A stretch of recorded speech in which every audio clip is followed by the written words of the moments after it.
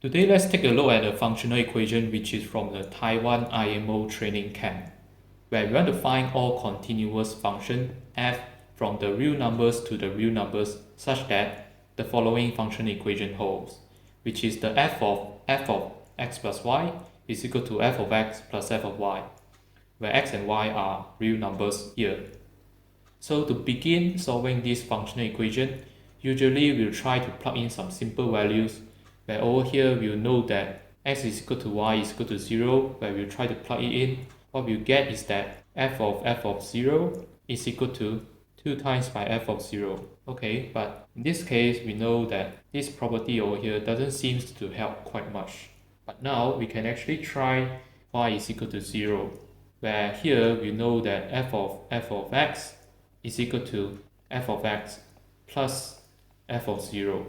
And then now this property over here is quite useful because this helps us to eliminate this f of x plus y, because now we know that this implies that f of x plus y is equal to f of x plus y plus f of 0.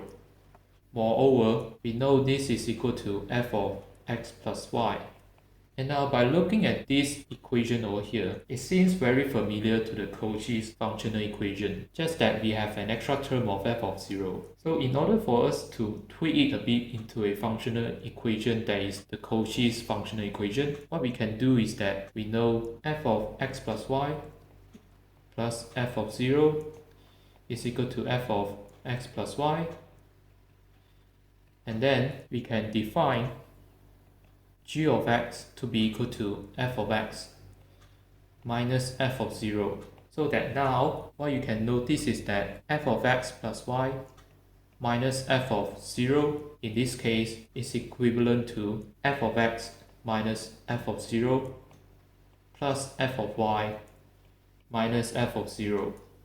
Where you can get this from this original equation over here, just that you subtract both sides by 2 times by f of 0. And now this means that g of x plus y is equal to g of x plus g of y. And now this is indeed the Cauchy's functional equation. And moreover, what we can note is that because we know f is continuous, this ultimately helps us because now g is also continuous. So because g is continuous in this case, and then g has the additivity property, we know that g of x is equal to c times by x, where c is a real number. So therefore, we have that f of x is equal to c times by x plus f of 0, for all x being a real number. Now our last step over here is to actually check this function over here by plugging everything back to our original functional equation, which you can see that f of x plus f of y is equal to c times by x plus c times by y plus 2 times by f of 0. And then f of x plus y over here, you get that this is equal to c times by x plus y plus f of 0, and then outside of the bracket we will plus f of 0.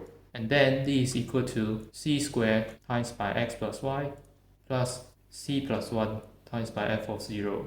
Now by equating these two expressions over here, what you can get is that c is equal to 1, where you have f of x is equal to x plus d, where d is a constant and e is a real number. Or in other case, you can also have c being 0, which in this case we know that f of x is the 0 function for all x being a real number. And so these two functions are indeed the two functions that satisfy this functional equation. If you want to solve more functional equations, then be sure to watch this video over here.